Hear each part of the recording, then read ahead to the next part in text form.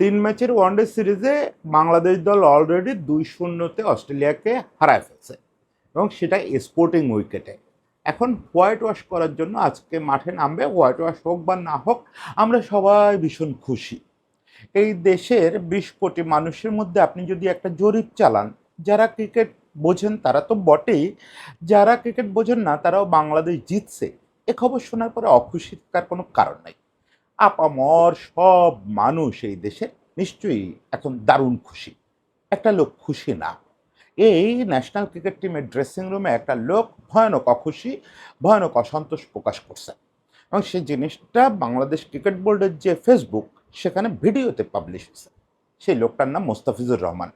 এখন আমাদের এই দলের নিউক্লিয়াস বলা যায় মোস্তাফিজুর রহমানকে দ্য রিয়েল চ্যাম্পিয়ন। আমরা সবসময় জানি যে সে একটু ইন্ট্রোভার্ট ছেলে, সে এসব লেকচার টেকচার দেওয়ার মধ্যে নাই। পরশু যখন টিমের জয়ের পর, সিরিজ জয়ের পরে একটা সেলিব্রেটরি ভিডিও পাবলিশ হয়েছে, সেখানে সবাইকে একটু কথা বলতে বলা হয়েছে, সিনিয়ররা বা গুরুত্বপূর্ণ পারফর্মাররা। মুস্তাফিজ সেখানে খুব বিরক্তি প্রকাশ করছে সবার আচরণ দেখেও এবং নিজের খেলা নিয়েও। সে বলছে এই যে সবাই বলতেছেন যে বিশ্বকাপে যাইতে চাই, বিশ্বকাপে ভালো করতে চাই, ভালো করতে চাই মানে কি চ্যাম্পিয়ন হওয়া? এই চ্যাম্পিয়ন হইতে গেলে এই খেলা দিয়ে হবে না, আরও অনেক ভালো খেলতে হবে। অস্ট্রেলিয়া ওই যে 6 উইকেট পড়ে যাওয়ার পরে যেটা খেলছে ওইটা হচ্ছে বড় দলের খেলা, আমাদের কেন ব্যাট করতে হবে, আমার তাসকিনের কেন ব্যাট করতে হবে? এইটা বড় দলের ক্রিকেট না, এটা দিয়ে হবে না। এইটা হচ্ছে অতৃপ্তি, এইটা হচ্ছে অসন্তোষ, এটা হচ্ছে কোনো কিছুতে খুশি না হওয়া, কোনো কিছুতে ভেসে না যাওয়া। আমরা সাধারণ দর্শক হিসাবে ভেসে যাব, কিন্তু যে চ্যাম্পিয়ন সে ভাসবে না, তার ভিতরে ওই বিরক্তি অসন্তুষ্টি থাকতেই থাকবে। আজকে আমি একটু মুস্তাফিজের এই অসন্তোষ, মানে আমি যাকে রিয়েল চ্যাম্পিয়ন এবং ইন্ট্রোভার্ট চ্যাম্পিয়ন মনে করি, সেই লোকটার অসন্তোষ কি মিন করে বাংলাদেশ টিম সম্পর্কে সেটা একটু বলবো। বাংলাদেশের সবাই মোটামুটি একটা জিনিস জানেন যে মুস্তাফিজের মতো স্বল্পভাষী এবং অন্তর্মুখী মানুষ এই ক্রিকেটে খুব কম আসছে বাংলাদেশের ক্রিকেটে। মুস্তাফিজের প্রেস কনফারেন্স একসময় আমাদের জন্য একটা অভিশপ্ত ব্যাপার ছিল। মুস্তাফিজ ওদিকে মাঠে 5 উইকেট 6 উইকেট নিয়ে আসতেছে, প্রেস কনফারেন্সে ও আসছে, দেখলেই ভয় লাগতো। মুস্তাফিজের পারফরমেন্স নিয়ে আমরা মহাকাব্য করতে রাজি আছি, কিন্তু ভাই ও প্রেস কনফারেন্সে আসলে লিখবোটা কি? আমাদের তো প্রেস কনফারেন্সে যে আসছে তার কাছ থেকে কিছু কথা দরকার, সে কিছু বলবে। এখন ওর প্রেস কনফারেন্সটা কেমন হতো জানেন? আমরা কেউ একজন প্রশ্ন করতাম, সেই প্রশ্নটা হতো 3 লাইন 4 লাইন, কখনো কখনো 1-1.5 মিনিটের প্রশ্ন। মুস্তাফিজ এটার জবাবে বলতো জি ভাই ঠিক বলছেন, কিংবা পরে আরেকটা বড় প্রশ্নের জবাবে বলতো ভেবে ভেবে দেখি নাই। এই হচ্ছে মুস্তাফিজের 2 শব্দ বড় জোর 3 শব্দ, এ দিয়ে নিশ্চয়ই সেন্সেশনাল স্টোরি হয় না। ফলে মুস্তাফিজের আশাটা একটা ভয়ঙ্কর ব্যাপার ছিল। পরে আস্তে ধীরে কথা বলা শুরু করলো, ভেতরে তো কথা আছেই, মানুষ মাত্রই ভেতরে কথা থাকে। একটু একটু কথা বলা শুরু করলো, কিন্তু ওই দায় সারা গোছের কথা যেটুকু না বললেন নয়। তবে হ্যাঁ, একটা সময় আমরাই বুঝতে পারলাম যে ছেলেটা ওই যে 2টো লাইন বলবে, ওই 2টো লাইনের ওজন আমাদের 100 লাইনের সমান। আমি দেবব্রত এই যে 30 মিনিট ধরে যা বলি ওটা ওই একটা লাইনে বলে, ওইটাই হচ্ছে চ্যাম্পিয়নের কাজ। যে বেশি কথা বলবো না, বলবো না, একটা লাইন বলবো না, ওটা নিয়ে আপনি 1 মাস ভাববেন, ওরকম একটা ছেলে। এবং সে আস্তে আস্তে এই যে নিজস্ব মহলে মহলে রসিক এবং দুষ্টু ছেলে হিসাবে গড়ে উঠলে এখন তো সিনিয়র মেম্বার হয়ে গেছে। তারপরও না, মুস্তাফিজ লেকচার দেবে ড্রেসিং রুমে, ওই শাহরুখ খানের মতো বলবে যে আগলা 70 মিনিট তোমারা কি বলে জীবনের সবচেয়ে গুরুত্বপূর্ণ অধ্যায়, এইসব বলবে। ওই রকম ছেলে মুস্তাফিজ কখনোই না। মুস্তাফিজ শোনে, মুস্তাফিজ তারটা ইমপ্লিমেন্ট করে, মুস্তাফিজ কাউকে কিছু যদি বলার হয়, অনুপ্রেরণা দেওয়া হয়, সেটা তার বাসায় তার মতো করে করে, 1 to 1। এটা মুস্তাফিজের স্টাইল না যে সে লেকচার দিবে। দ্বিতীয় ম্যাচটা জেতার পরে আমাদের তো ইদানিং এই যে নাফিস ইকবালের কল্যাণে প্রায় ড্রেসিং রুমের প্যাকেজ দেখি, ভিডিও বানানো প্যাকেজ দেখি। তো এদিনের স্টাইল ছিল যে সবাই আসলে নিজেদের দলের উন্নতি, টার্গেট, আরও ডেভেলপমেন্ট করতে হবে, এই টাইপের কথাবার্তা। তো সেখানে গড়পড়তা শান্ত, কোচ, সালাউদ্দিন ভাই সবাই একই টোনে কথা বলছেন। বেশিরভাগই হচ্ছে প্রশংসা যে আমরা খুব স্মার্ট ক্রিকেট খেলছি, খুব ভালো ক্রিকেট খেলছি। এর ভেতরে সালাউদ্দিন ভাই বলতেছেন যে কিছু মিস্টেক তো থেকেই যায়, এই জায়গাগুলোতে আমাদের উন্নতি করতে হবে। আবার কেউ বলতেছে যে আমাদের বড় স্তরে এই পারফরমেন্সটা নিয়ে যেতে হবে, মানে গ্লোবাল কোনো টুর্নামেন্টে। ক্যামেরাটা যখন মুস্তাফিজের কাছে আসছে, মুস্তাফিজ প্রথম লাইনটা বলছে যে, আমরা এই যে বলতেছি বিশ্বকাপ খেলতে চাই, বিশ্বকাপে চ্যাম্পিয়ন হইতে চাই, তাহলে আরো ভালো খেলতে হবে। এটা তো খুব স্বাভাবিক একটা লাইন। এর চেয়ে বড় শক্তিশালী লাইন তো একটু আগেই আমরা শুনছি। এর পরের লাইনটা এসে চমকায় দিছে যে, ভালো মানে কি, এই যে ৬ উইকেট পড়ে গেল ওদের ৫০-৬০ রানে, তারপরে ওদের ২ জন ব্যাটসম্যান কি জানি নাম, ওরা বিরাট একটা জুটি করল। এটা হচ্ছে বড় দলের খেলা। আমরা এই খেলাটা খেলতে পারি না। আমরা যখন উইকেটে ব্যাটিং করি, আমরা তখন হিসাব করি আমি কত রান করলাম, ও কত রান করলো, কার বাগে কত রান থাকলো। এটা বড় দলের লক্ষণ না। বড় দলের কাজ হচ্ছে যেকোনো মূল্যে ডমিনেট করা। এই হচ্ছে চ্যাম্পিয়নের চিন্তা। আপনি দেখেন, সে এরপরে আরো কিছু বলছে, ওখানে একটা কার্ড ছিল, শেষটা বলছে যে, বড় দল হইলে আমার বা তাসকিনের ব্যাট করতে যাইতে হবে কেন, আমাদের কেন ভাবতে হবে যে রান বের করতে হবে, এটা তো বড় দলের ব্যাপার না। বড় দল হইতে গেলে এইগুলা অনেক চেঞ্জ করতে হবে, একটু আধটু না। অস্ট্রেলিয়ারে দেখেন ওরা আঁকতেছে, স্টিল ওরা যে বড় দল সেটা প্রমাণ করে যাচ্ছে। এই হচ্ছে অসন্তোষ, অতৃপ্তি।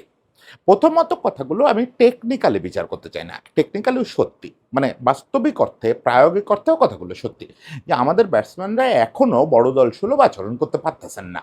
আমরা যে এই সিরিজগুলো জিততেছি, সেটা আসলে কিন্তু আপনি যদি মেটাফোর না বলে কি বলবো, মানে ধারাবাহিকতার অর্থে দেখেন, তাহলে ক্লাসিক ব্যাপার। আমরা আগে স্পিনারদের দিয়ে জিততাম, এখন পেসারদের দিয়ে জিততেছি। মানে মূলত বোলারদের দিয়ে জিতি আমরা।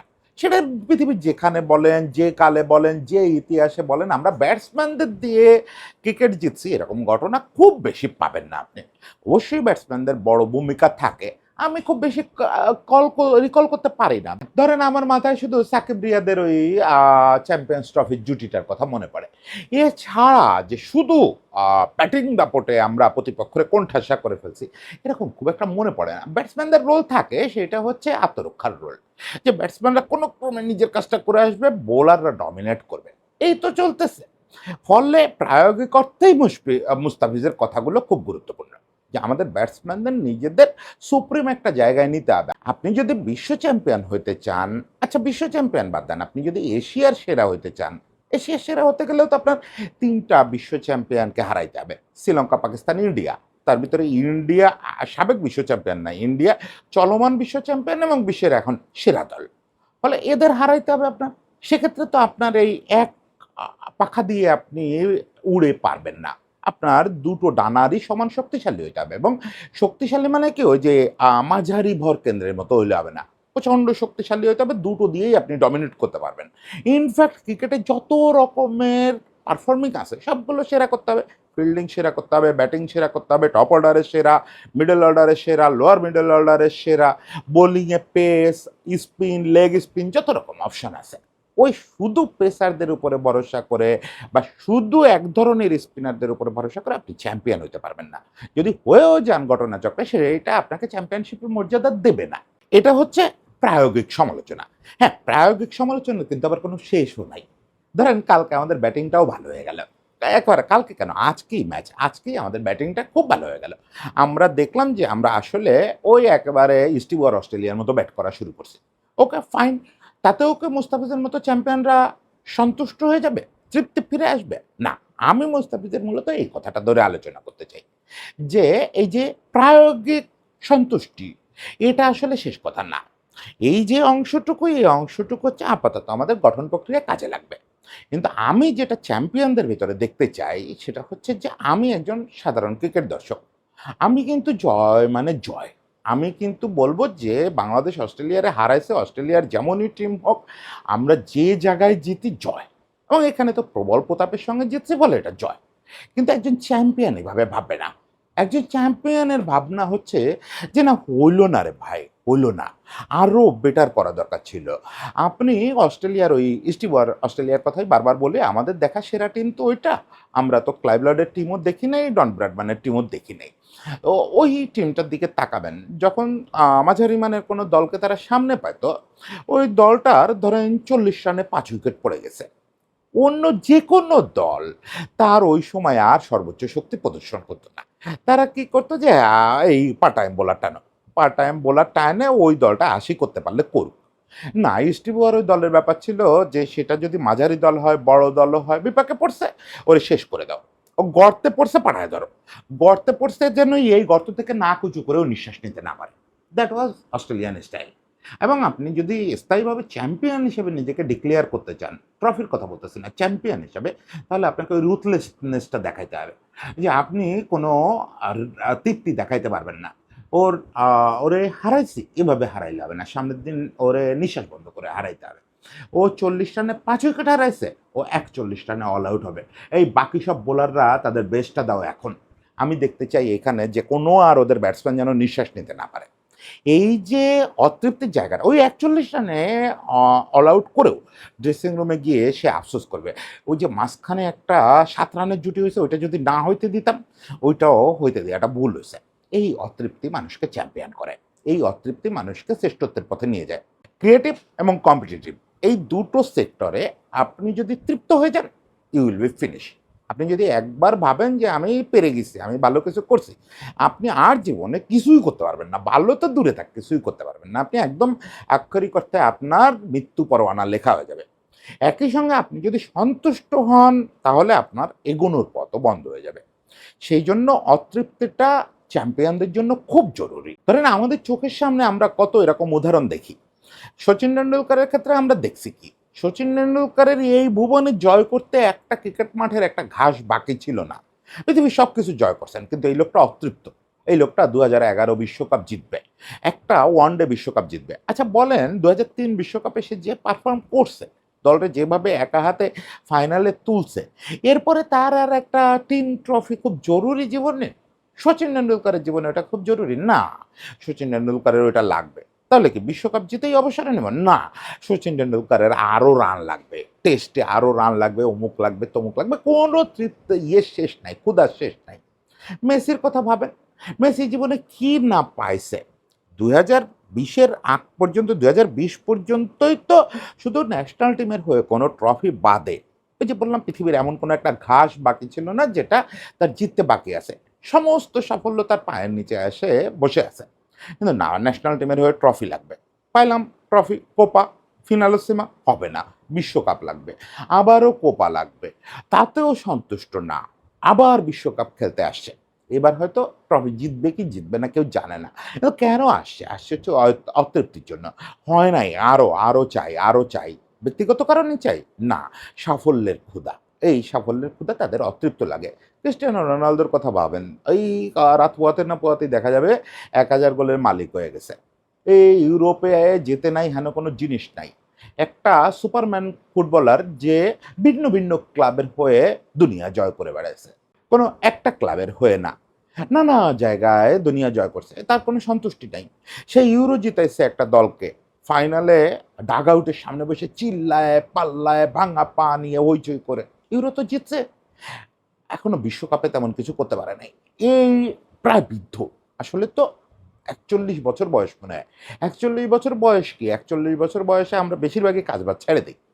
সেই 41 বছর বয়সে সে আবারও দল নিয়ে আসতেছে, এবং ওই একই রকম উত্তেজনায়, একই রকম ঘাড় তেড়ামি একটা ভঙ্গি নিয়ে রোনালদো বিশ্বকাপে আসছে, যে আমার লাগবে, আমার লাগবে। এগুলো এদেরকে চ্যাম্পিয়ন করে তোলে। আমি এই মুস্তাফিজের এই যে বিরক্তি ভরে, মুস্তাফিজের মুখটা দেখেন, ভিডিওটা আপনারা দেখেন, এর ভিতরে কোনো ভাবনিতা নাই, কোনো রকম কোনো ইয়ে নাই। সে খুবই বিরক্ত, খুবই হতাশভাবে কথাগুলা বলছে। মানে ওর ক্ষুধাটা পুরাটা বেরোয় আসে, সাফল্যের ক্ষুধাটা। ও যখন দেখছে দিনের পর দিন তো পারফর্ম করছি, তখন তো আর এটা দেখানোর সুযোগ পাইনি, এখন তো আমার পোলাপাইন আছে, তারপরেও কেন আমার এগুলো সহ্য করতে হবে? আমি পোলাপাইন নিয়ে আরও চাই, আরও চাই, আমার ন্যাশনাল টিমের আরও বেটারমেন্ট চাই। এই ক্ষুধাটা সম্ভবত আমাদের এখন সবচেয়ে বড় সম্পদ। এইটা মুস্তাফিজকে দেখে, মুস্তাফিজ নিজেও তো আরও অনেক সময় আমাদের টিমের সঙ্গে থাকবে, টিমকে এই ক্ষুধা ছড়ায় দিয়ে যাবে, টিমের হয়ে এই ক্ষুধাটা দেখাবে। এবং আমি যারা জুনিয়র ক্রিকেটার আছেন টিমে, তাদেরকে বলবো যে মুস্তাফিজের কাছ থেকে কাটা শেখাটা খুব জরুরি না। ইভেন নতুন বলে কেমনে বিভ্রান্ত করতে হবে, ওটাও শেখা খুব জরুরি না। জরুরি হচ্ছে এখন থেকে আপনাদের তার কাছ থেকে এই অতৃপ্তিটা শিখে রাখা, এই ক্ষুধাটা শিখে রাখা, এই অসন্তুষ্ট শিখে রাখা। আপনারাও যেন তার মতো সর্বোচ্চ আসনে যাওয়ার পরেও বলতে পারেন যে না, হয় নাই, আরেকটু বেটার দরকার ছিল, হলো না, চলেন সামনে আগাই, চলেন সামনে আগাই।